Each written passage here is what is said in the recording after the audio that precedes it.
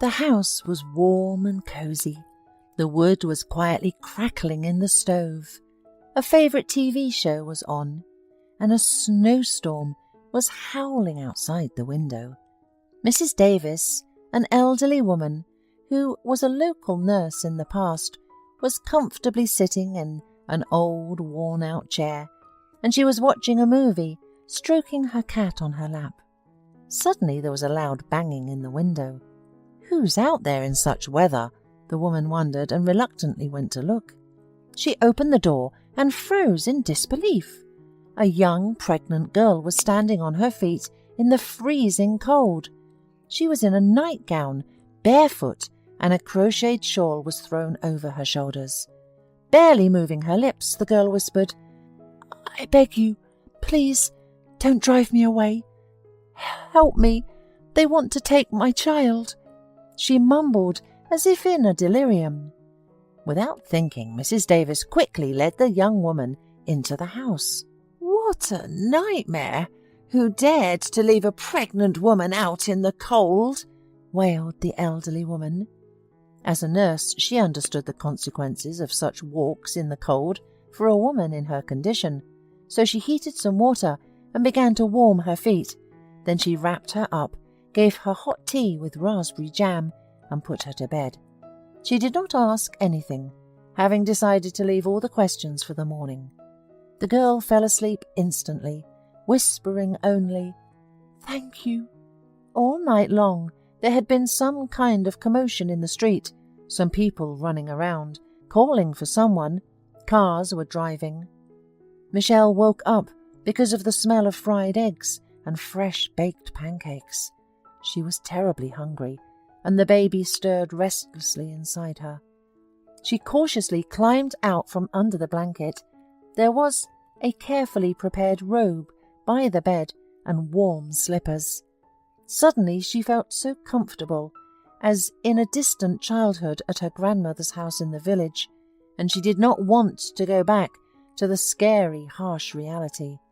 An elderly woman was bustling about in the kitchen, putting out ruddy pancakes on a plate. "Well, run away, go wash your face and come to have breakfast. Your child must be hungry, right? And then I expect you to tell me who you are and what has happened to you." After eating breakfast with great pleasure, Michelle sighed and began her story. "I'm an orphan. I never saw my parents. My grandmother raised me until I was 5. She loved me and pitied me, and then she died, and I ended up in an orphanage. After graduation, I was sent to a teacher's college. Then I met a wealthy guy at a disco. All the girls were hanging on him at the time. But Paul had noticed me and picked me out of all the girls. He was 10 years older than me.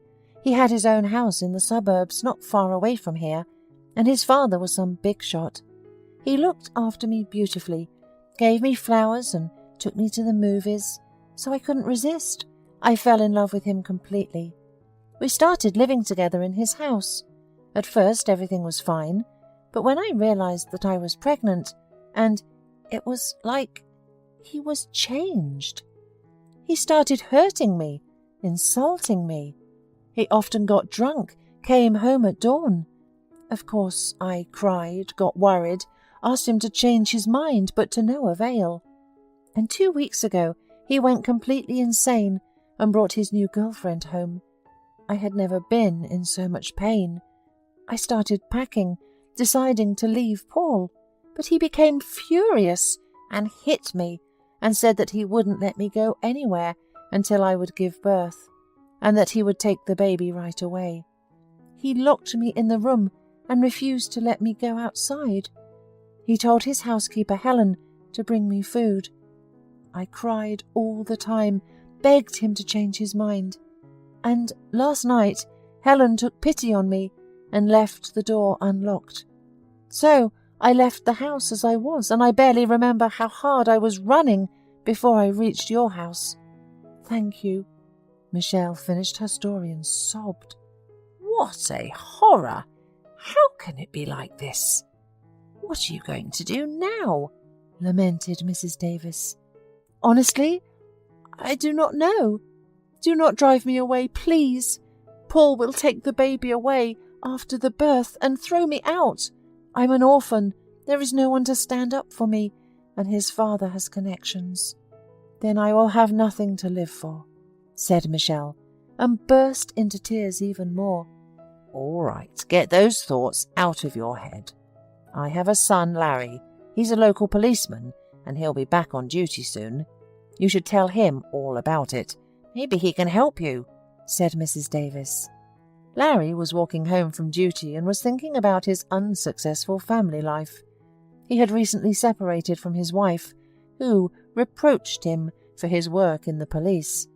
She wanted Larry to go into business and take her to fancy resorts. She nagged him mercilessly, so they divorced, and Larry returned to the hometown. Upon entering the house, Larry said the usual loud "hello" from the hallway and went into the kitchen, as he was terribly hungry.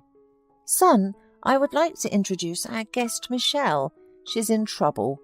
You should listen to her. Maybe together we can figure out how to help her, said Mrs. Davis. Weren't you the one who was looked for all night? Asked Larry instead of greeting her. Michelle turned deathly pale. She looked like a frightened little deer, with the same huge, tear-filled blue eyes, framed by thick lashes, luxurious long, wheat-coloured hair, put up somehow in a ponytail. She was so pretty and defenceless that Larry's heart trembled. Don't give me away, I beg you, whispered the young woman. Upon learning what had happened, Larry was shocked. He did not yet know how to help Michelle, but he was sure that he would not leave her in trouble. Don't cry, Michelle. No one is going to give you to that rascal. Where are your things and documents? Everything is at Paul's house. He took my passport so I wouldn't run away, and the keys to my apartment are there too. Only I'm not going there, I'm afraid. Large bead-like tears sprang from the girl's eyes. Let's do it this way. You stay with us for a while, and I'll go into town and buy you some clothes and everything you need. And then I'll find out what kind of man Paul is and try to get your things from him, okay? It's very dangerous. I'm sorry I got you involved, wailed the young woman. Keep your head up. After all, it's my job to help the citizens, replied Larry firmly. Through his co-workers, the man made inquiries and found out this Paul Spencer was the son of a well-known businessman in the city. But this businessman was not very honest. The police had been trying to get hold of him for a long time, but there was not enough evidence to bring charges against him. At first, Larry decided to try to talk to Paul on good terms, to call him to conscience, though subconsciously he felt that it would not lead to anything good. And so it turned out. A glossy man came out of the cottage and carelessly asked, "Who are you, and what do you want here?" "I'm the precinct officer in the area, and I'd like to talk to you," Larry said. "I know that you've been illegally holding Michelle Taylor. Took her documents, her things. Give them back. The girl is scared and doesn't want to come back to you."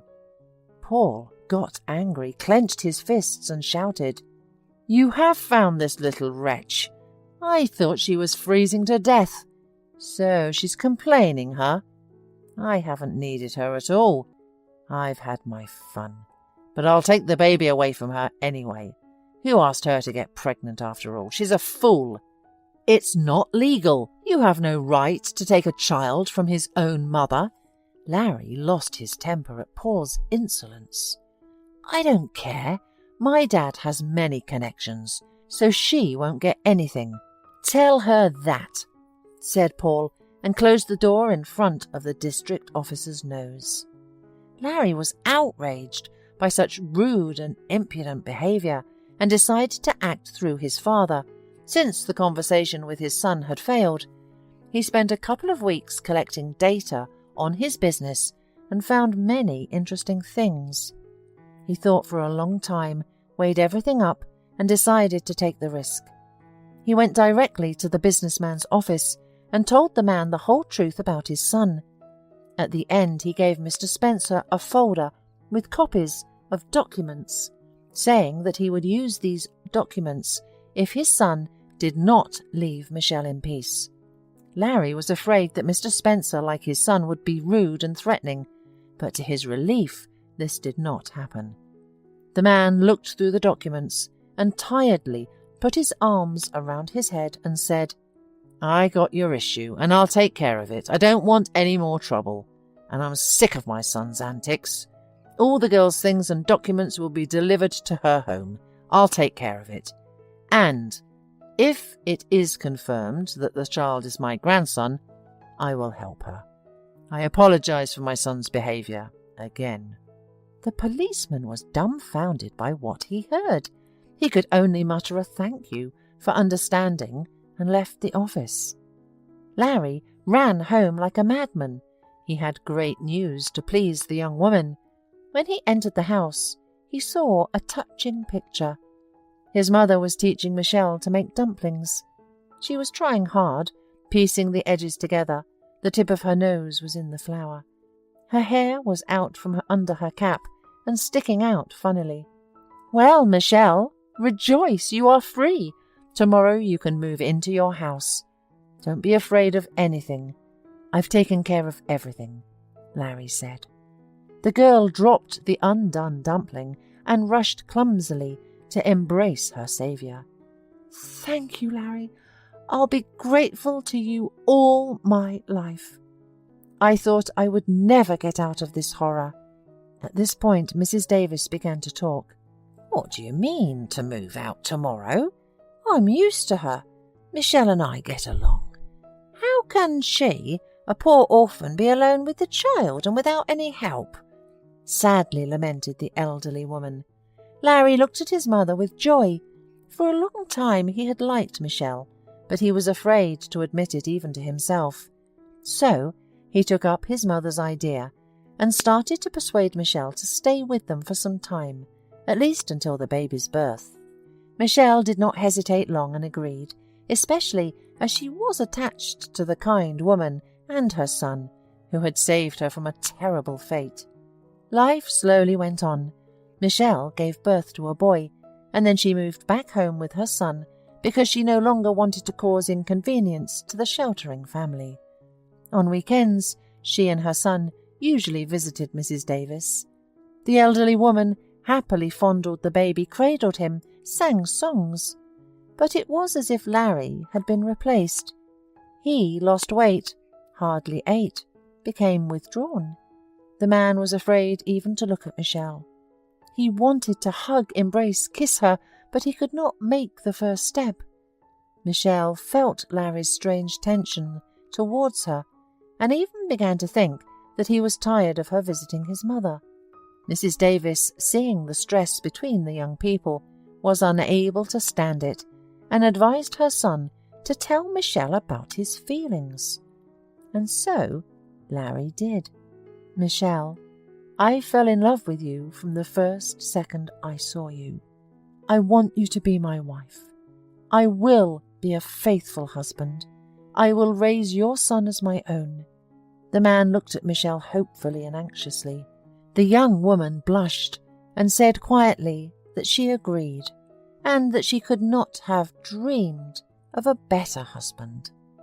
The horrors of her past life were far behind her, and everything would be fine ahead. Michelle was sure of it. Hola, suscríbete a Historias Vitales para no perderte nuevas historias. Mi esposa había estado trabajando en su proyecto especial durante 4 meses ahora. No era su proyecto personal, pero ella era la persona principal y responsable de su éxito. El proyecto estaba diseñado para salvar a su empresa, Bixler Enterprises. Los últimos 4 meses habían sido difíciles porque se vio obligada a trabajar duro. Era importante tanto para ella como para la empresa. Había una buena posibilidad de que Bixler Enterprises quebrara si el proyecto no se completaba. Sara tenía una licenciatura de Albrecht y un MBA de Wharton. Era la más inteligente de la familia. Yo empecé a trabajar como mecánico de autos justo después de la secundaria y después de 21 años seguía siendo mecánico de autos. No me importaba porque me gustaba el trabajo y pagaba bien. Era suficiente para pagar la universidad de Sara y criar a 2 hijos. No vivíamos lujosamente, pero estábamos bien. Los niños ya se habían mudado, y las cosas iban bastante bien con nuestros ingresos. Sara quedó embarazada 3 meses después de casarnos a la edad de 18 años. Durante los primeros años de nuestro matrimonio, vivimos con mis padres. Ellos tenían una gran casa vacía ya que 4 de mis hermanos se habían mudado. Eso significaba que teníamos una niñera mientras Sara completaba sus primeros años de universidad. Debido a 2 embarazos, la carrera de 4 años le llevó 6 años completarla. Fue difícil, pero lo logró. Siempre tuve trabajo y nunca me faltó trabajo extra si lo necesitaba. Después de que Sara se graduó de Wharton, alquilamos nuestro propio lugar. Tuvo ofertas de trabajo de varias empresas grandes, pero todas requerían que nos mudáramos. A mí no me importaba, pero Sara quería quedarse cerca de casa. Por eso decidió trabajar en Bixler Enterprises. Pagaba bien, pero lo más importante, le daba responsabilidad y la oportunidad de avanzar. Sara era una empleada trabajadora y dedicada. La presentación es el jueves en el Hotel Thyssen en Filadelfia. Tomé unos días libres en el trabajo para ayudarla según fuera necesario. Al final, todo lo que logré fue hacerle algo de comer cuando llegaba a casa. No sabía nada sobre su trabajo, ni tampoco quería saber. Los negocios corporativos de alto nivel me aburrían. Empresarios de Europa, Asia y América del Sur venían aquí, la empresa pagaba sus boletos de avión y proporcionaba habitaciones en el Hotel Thyssen mientras estaban aquí. Era caro como el infierno, y por algunas cosas que Sara había dicho, la empresa estaba sobreestimando sus finanzas. Su presentación era importante para ella, para la empresa y para más de 200 empleados. Hasta el martes por la noche, todo iba bien. Sara llegó a casa con un traje nuevo, un traje gris con una blusa blanca. Desplegó todo lo que necesitaba en la cama de la habitación de invitados. Cuando se trataba de la limpieza de la casa, ella era normal, pero cuando se trataba del trabajo, era meticulosa. No entendía por qué necesitaba sacar su ropa interior de lujo, pero no dije nada. Además de su traje para la presentación, tenía varios vestidos de cóctel lindos para eventos sociales antes y después del evento. Siempre había evitado tales eventos, pero me sentía obligado a ir con ella si ella quería que lo hiciera. Me agradeció la oferta, pero dijo que no era necesario. Todos los materiales y equipos que necesitaba estaban guardados ordenadamente en el maletero de su Volvo. Antes de salir del trabajo, ella misma conducía el coche para asegurarse de que todo estuviera en perfectas condiciones. Tenía todo el día miércoles para prepararse y toda la noche del miércoles para socializar con sus invitados. Sara era tan buena en lo que hacía que sentía que habría sido mejor si simplemente me hubiera mantenido alejado de ella.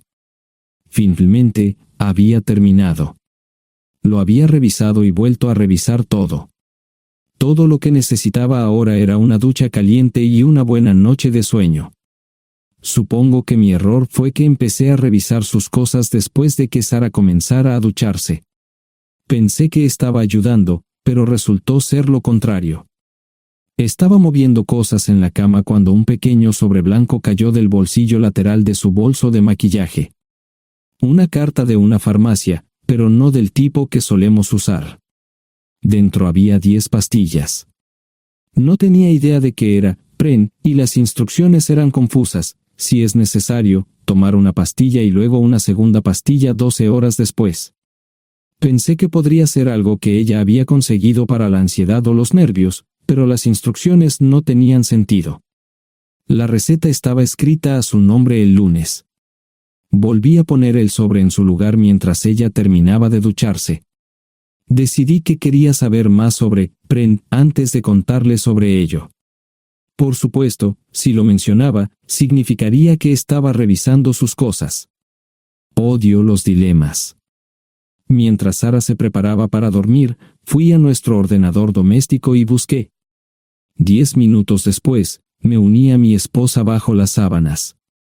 Pasé toda la noche despierto, preguntándome por qué mi esposa había recogido una receta para la píldora del día después, especialmente después de que me hicieran una vasectomía hace 10 años.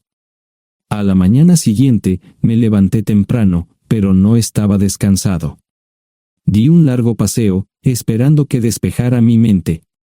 Me dirigí hacia casa con reticencia, temiendo lo que podría hacer o decir cuando llegara allí.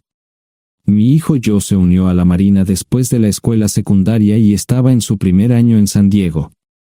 Nuestra hija Gloria se casó con su amor de la infancia el año pasado y acababa de mudarse a Dallas. Eso dejaba solo a Sara y a mí. Echaba de menos a los niños, pero esperaba envejecer con mi esposa. Ella era la única mujer que me había interesado, y ahora todo estaba. Si Sara estaba teniendo una aventura, lo ocultaba bien. Por supuesto, nunca la vigilé. Nunca miré sus correos electrónicos o llamadas telefónicas. No tenía razones para hacerlo. No tenía forma de saber qué estaba haciendo en el trabajo o después del trabajo. Confiaba en ella completamente. Ion, ¿dónde demonios has estado? ¿Quieres huevos o algo? No, solo café. No me sentía con muchas ganas de hablar. ¿Qué pasa, cariño? Solo son 3 días. Puedes venir si quieres, pero te aburrirás como una ostra. No, realmente no quiero ir, pero odio dejarte sola. Me preocupo cuando no estás aquí. Es muy dulce, querido, pero estará bien. No voy a salir del hotel en todo este tiempo. Pasaré la mayor parte del día asegurándome de que la sala de conferencias esté lista, y esta noche tendré una agradable charla con nuestros posibles clientes. Mañana, probablemente ni siquiera tendré la oportunidad de ir al baño. Llegaré a casa lo más temprano posible el viernes, te prometo un gran fin de semana si sabes a lo que me refiero. Todo eso suena bien, pero no puedes culparme por preocuparme. Soy un mecánico de autos, y tengo una esposa hermosa y exitosa. A veces tengo la sensación de que estás menos interesada en mejorar nuestra situación familiar que en avanzar en tu carrera. Detente, maldita sea, Ion. Siempre he respetado lo que haces para ganarte la vida y nunca he insinuado lo contrario. Criaste a 2 grandes niños y me pusiste a través de la universidad. Eres un gran esposo, un gran padre y un buen proveedor, y nunca olvides eso. Terminé mi café mientras ella recogía la mesa. ¿Quieres que te llame? No, no es una buena idea. Tendré el móvil apagado, y voy a apagar el teléfono de la habitación por la noche para poder dormir. Te llamaré siempre que pueda. La ayudé a cargar el coche, era tan meticulosa con eso como con todo lo demás. Trabajando, le llevaría 3 horas llegar al Hotel Lysen. Me quedé en el porche y la vi marcharse. No me molesté en preguntarle por las pastillas. Pasé el resto de la mañana en el porche. No recuerdo haberme preocupado tanto como ahora. Me sentía pequeño e insignificante. Me sentía fuera de mi liga. Era un tipo de pueblo con un trabajo mediocre y una esposa exitosa. Era una combinación equivocada. Debería haberlo notado antes. Me sentía estúpido. El mejor traje que tenía era una chaqueta azul y un par de pantalones. Al menos tenía algunas corbatas, aunque tenían 10 años de antigüedad. Acababa de terminar de vestirme cuando sonó el teléfono fijo. Oye, cariño, solo quería avisarte de que llegué bien. ¿Tuviste un buen viaje? Supongo que el tráfico no estaba demasiado denso. Estuvo bien. Te llamaré esta noche. Ahora tengo que irme. Estoy en la habitación 714, Sara. Puedo estar en casa de mis padres o en la de mis hermanos esta noche si quieres llamarme a mi móvil. De acuerdo. Suena el teléfono móvil. Te quiero, tengo que irme. Me tomé mi tiempo para llegar a Filadelfia. No fui directo al Lysen, primero me detuve y compré un filete con queso. Prometí hacer una larga noche. No estaba seguro de qué iba a hacer. Estacioné en el garaje del hotel y simplemente esperé. Tarde o temprano, tenía que entrar en el hotel. Simplemente no podía decidir cuándo hacerlo. El sonido de mi teléfono celular me ayudó a tomar mi decisión. Ion, solo quería avisarte de que todo se ha arreglado. Ahora voy a bajar para encontrarme con algunas personas y cenar. No olvidaste nada, ¿verdad? No, todo está bien. Tengo todo en mi habitación para mañana. ¿Necesitas algo? No, Ion, relájate. Voy a apagar mi teléfono. Te llamaré mañana por la mañana. ¿De acuerdo? Ríe, diviértete. No es divertido, Ion, es trabajo. No parecía estar demasiado fuera de lugar. El vestíbulo, el restaurante y las salas de conferencias estaban llenos de gente, así que pude pasar desapercibido. Había un folleto pequeño y bonito que mostraba el diseño de todas las habitaciones del hotel. Me paseé por las diferentes habitaciones y me detuve en las paredes, mirando alrededor entre la multitud. No tenía ni idea de qué haría si Sara me veía. Lo averiguaría si y cuando eso sucediera. Encontré un tablero de eventos que enumeraba todas las habitaciones que estaban siendo utilizadas por los diversos grupos. Bixler Enterprises no tenía habitaciones disponibles para el miércoles por la noche. Esto me pareció interesante. Sara había dicho que no iba a salir del hotel, pero ahora no estaba tan seguro de eso. Había 3 comedores, familiar, informal y de alta cocina. A Sara no le gustaba mucho cenar con niños, así que fui primero al comedor informal. Solo me llevó 5 minutos asegurarme de que no estaba allí.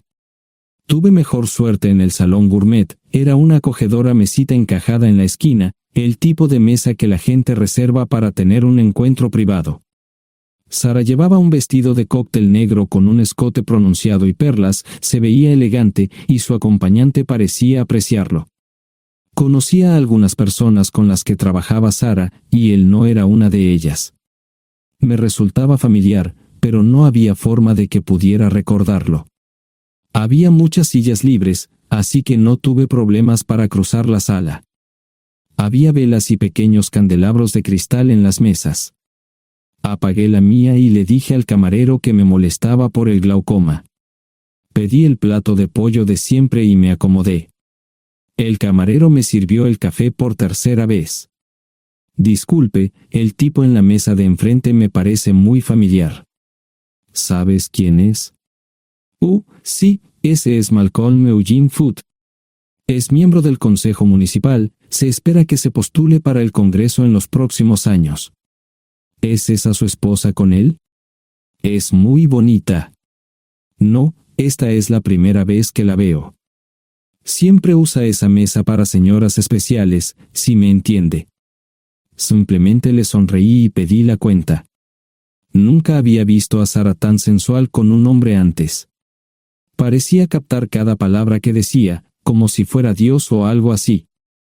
No estaban haciendo nada inapropiado, pero tampoco era platónico ni profesional. Cuando me fui, estaban terminando su segunda botella de vino. Ahora entendía por qué se había llevado su lencería elegante. Me acomodé en una esquina del vestíbulo para que no me vieran. 10 minutos después, salieron del restaurante. Ella le tomaba la mano mientras caminaban por el vestíbulo hacia el ascensor.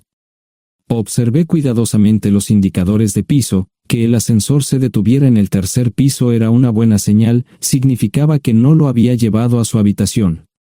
Era una mala señal cuando el ascensor no llegaba al 7º piso, significaba que ella fue a su habitación. Por si acaso me equivocaba en algo, me senté en el vestíbulo y observé el ascensor durante 1 hora. La gente entraba y salía, pero Sara no estaba entre ellos. Saqué mi maleta vacía del coche y me dirigí al mostrador de recepción. Aunque podía demostrar que era su esposo, me costó trabajo conseguir una tarjeta llave. Se dieron después de llamar a la habitación, pero nadie respondió. Finalmente, estaba en camino a la habitación 714 con la tarjeta llave. Ni siquiera encendí las luces al principio, simplemente me senté en la oscuridad de la habitación durante más de 1 hora. no fue difícil asegurarme de que no regresara a la habitación. Primero, empacé todas sus ropas y pertenencias personales. No dejé nada atrás. Revisé el paquete de Preven, todavía quedaban 10 pastillas en el tocador. De manera muy ordenada, estaban todos los artículos que necesitaría para su presentación al día siguiente. Comencé a llenar la maleta. Había 24 carpetas promocionales especialmente encuadernadas y otras 20 carpetas regulares, todas ellas fueron a la maleta. Un proyector digital fue lo siguiente, seguido de una computadora portátil. Tomé su bolso y su celular, que había dejado en la habitación. Todo lo que tenía consigo era un bolso de mano y probablemente un tubo de lápiz labial. Di una vuelta por la habitación tan cuidadosamente como lo hizo ella para asegurarme de no perder nada. Una vez satisfecho, dejé las llaves del coche y mi anillo de bodas en el tocador. Aparte de esos 2 objetos, la habitación estaba completamente vacía. El ascensor se dirigió directamente al estacionamiento, no tuve problemas para llevar 2 maletas, y 20 minutos después, estaba en la autopista rumbo al norte. Pasaban las 3 de la madrugada, no tenía idea de que había pasado tanto tiempo. 1 hora o 2 después, sonó mi teléfono celular, la identificación de llamadas mostraba el número del Listen. ¿Ion? Sí, ¿dónde estás? Estaré en casa pronto. Eso fue todo lo que dije. Hubo silencio en el otro extremo de la línea. Los vendedores tienen un viejo dicho, el primero que habla pierde. Pareció una eternidad antes de que ella hablara. Ion, lo siento. No preguntó nada y simplemente colgó. Apagué mi teléfono, era obvio que había regresado a su habitación. Más tarde ese día, tenía que dar una presentación que salvaría a su empresa y le daría un ascenso. Metí las maletas en el desván del garaje. Sara nunca iba allí y nunca pensó en buscar algo allí. Por supuesto, en este punto, estoy bastante seguro de que no importaba. Primero, recogí todas mis ropas y pertenencias personales. La mayoría de los hombres tienen sus propias herramientas, generalmente es un requisito para el trabajo. Pasé por la tienda, cargué las mías en el Subaru y recogí mi último cheque de pago. Para entonces, los bancos ya estaban abiertos, no tuve que hacer ninguna manipulación financiera complicada. Simplemente retiré todo el dinero de mis cuentas. Almorcé en Hagerstown, Maryland. Tenía suficiente dinero para vivir durante unos años, pero sabía que estaría buscando trabajo muy pronto. Sara y yo éramos parecidos en eso de que a ambos nos encantaba trabajar. La voy a extrañar. Pasé un par de horas en las cuevas del Uray y alquilé una habitación cerca de Whitewell. No tenía idea de qué iba a hacer. Era sábado, y me encontré sentado en el acuario de Chattanooga, observando la naturaleza que nunca había visto antes. Pasé unas horas simplemente relajándome y decidí que era un buen lugar para estar. Compré un pase anual para el acuario y, para la hora de la cena, tenía un lugar donde quedarme. Era un remolque móvil en el parque, pero estaba amueblado y era económico. No necesitaba mucho. La primera cosa que haría el lunes por la mañana sería conseguir un trabajo. Un buen hombre de mantenimiento siempre puede conseguir un trabajo, especialmente si está dispuesto a trabajar duro.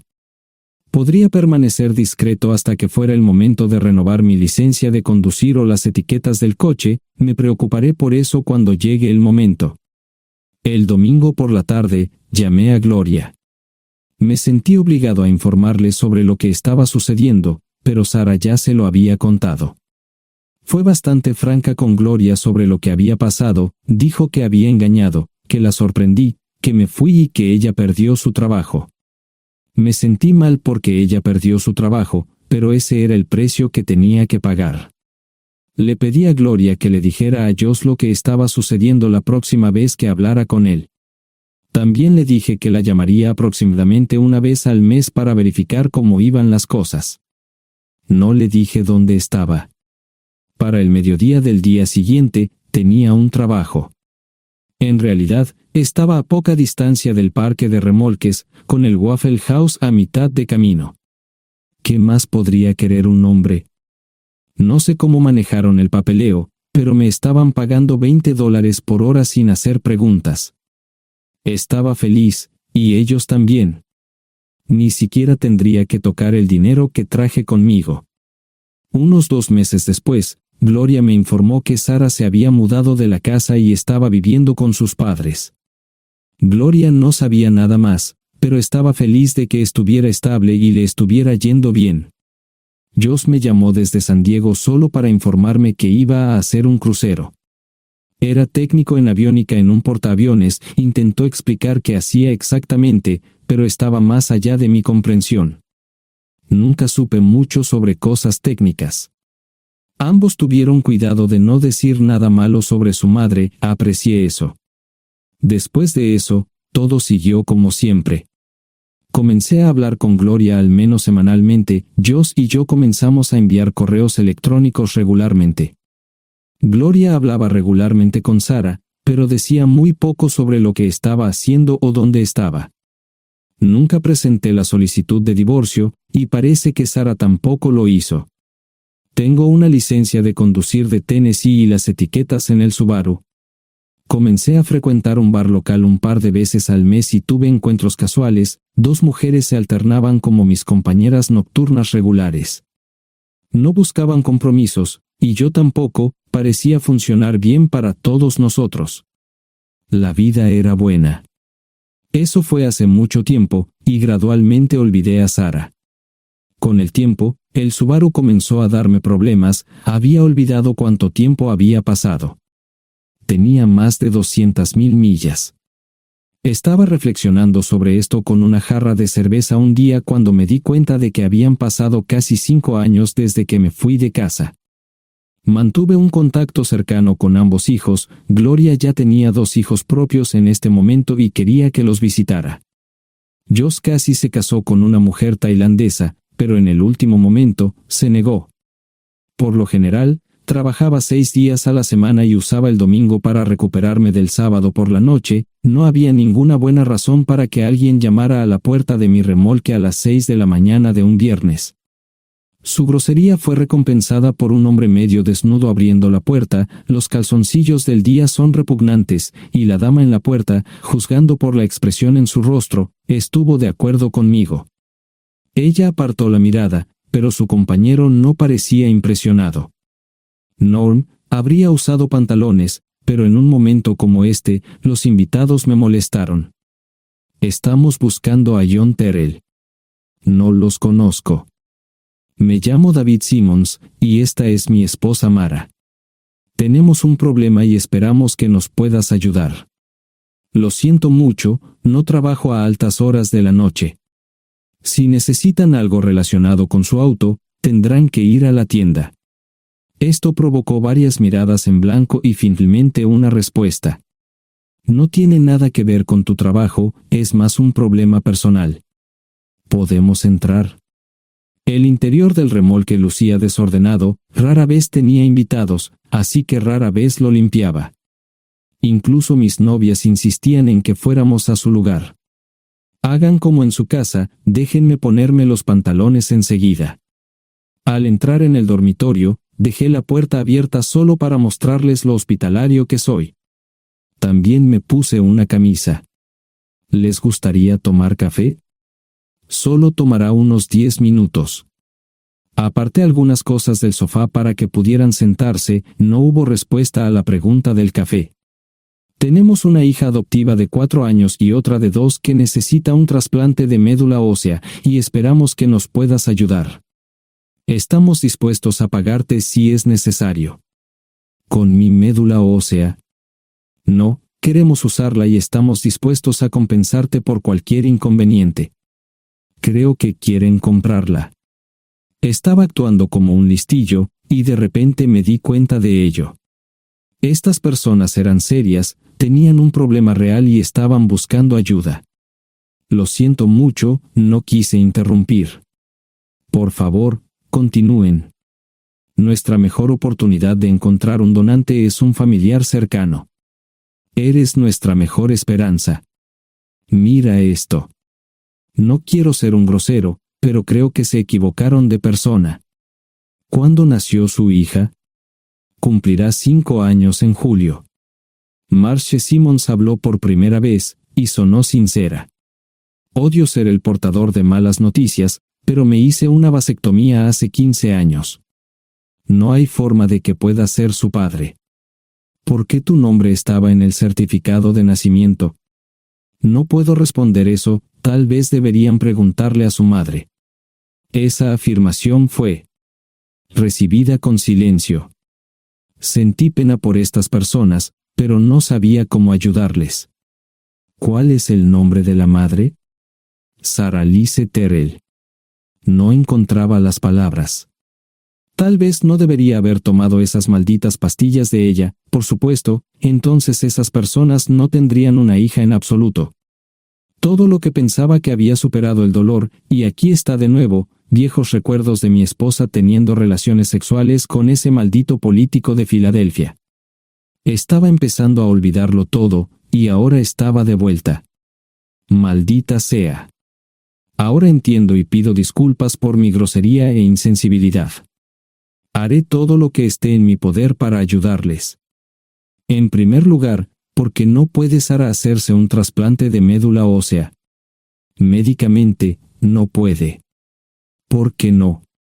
Es madre, tiene que ser una donante adecuada. Ella es una donante adecuada, pero está demasiado enferma. Los médicos se negaron siquiera a considerar utilizarla. ¿Enferma de qué? Está muriendo de insuficiencia hepática. Le quedan menos de 6 meses de vida. Esto no tiene sentido. Siempre ha estado perfectamente sana. Además, no creo que un hígado enfermo le impida donar médula ósea. El hospital no aceptará su firma en el formulario de consentimiento. ¿Estás diciendo que hay algo mal en su cabeza? Ambos me miraron en silencio, sabían la respuesta, pero no querían decirlo. En ese momento, no quería que se sintieran aún más incómodos. Hace 10 minutos, no me importaban, pero ahora sentía que tenía que protegerlos y ayudarlos. ¿Cómo sucedió esto? ¿Podría alguno de mis hijos ayudar? Quizás, pero pensamos que eras nuestra mejor esperanza. ¿Por qué no van tras su padre, su verdadero padre? Pensamos que eras tú. No tenemos ni idea de quién más podría ser. Sara no nos dijo nada sobre otro posible padre. De hecho, ella no estaba en condiciones de explicar nada, agregó Mara. Obtuvimos la mayoría de nuestra información de la agencia de adopción. Tuve que preparar café y hacer pis, permítanme un momento. Dejé a mis invitados sentados mientras preparaba el café. Solo tomó unos minutos. Mientras se preparaba, fui al baño, algo que necesitaba hacer urgentemente. Traté de ser discreto, ya había avergonzado lo suficiente a Mara. ¿Dónde viven? En Westchester, Pensilvania. Les haré una oferta. Si les digo quién es el verdadero padre de su hija, deben prometerme que lo perseguirán sin descanso hasta obtener lo que desean. ¿De qué estás hablando? El padre de su hija es un político prominente en Pensilvania. Por supuesto, negará todo y probablemente les proporcionará documentos legales para detener sus esfuerzos. Si acuerdan presionar lo suficiente para que él admita que la niña es suya, podrán avergonzarlo y obligarlo a hacerse un trasplante de médula ósea. Eso es lo que quieren, ¿verdad? Sí, claro, pero ¿cómo hacemos eso? No lo sé. Soy mecánico. Trabajo con metal para ganarme la vida. Creo que la mejor manera sería utilizar la televisión, la radio y los periódicos. Los políticos harán cualquier cosa para evitar una mala publicidad. ¿Tienen amigos que puedan ayudar? Bueno, ahora ambos estaban sonriendo. Debo haber dicho algo que les dio esperanza. Creo que podemos hacer esto. ¿Quién demonios es él? Malcolm Eugene Foote. Se postula para el Senado de los Estados Unidos. Apuesto a que hará cualquier cosa para evitar una mala publicidad. El café estaba listo, pero David y Marge no podían esperar para llegar a casa. Antes de irse, les dije cómo ponerse en contacto con Gloria y Josh en caso de que los necesitaran. Estaba seguro de que ayudarían. También les pedí que me dijeran dónde estaba Sarah. Probablemente estaría en Pensacola antes de que ellos regresaran a Westchester. Me corté el pelo y compré una camisa nueva. Sarah era una tramposa que arruinó mi vida, pero aún así quería lucir bien cuando la viera. Era otro remolque, pero esta vez era un bonito doble nuevo. Allí estaba su Volvo con una llanta desinflada y un parabrisas roto. La mujer que abrió la puerta no era Sarah, parecía que la habían empapado fuerte y la habían dejado empapada. Tenía al menos 45, tal vez 50, y debió haber tenido una vida difícil. La falta de maquillaje no ayudaba y simplemente se veía horrible.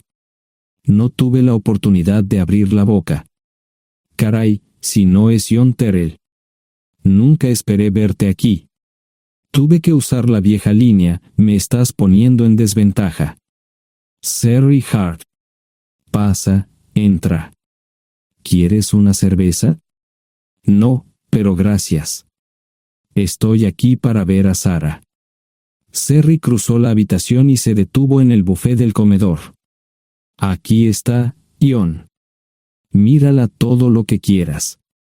Su mano señalaba una urna de latón que estaba en el centro del buffet vacío. Supongo que llegué demasiado tarde. No me moví, solo me quedé mirando el contenedor frente a mí. ¿Puedo tomar una cerveza ahora?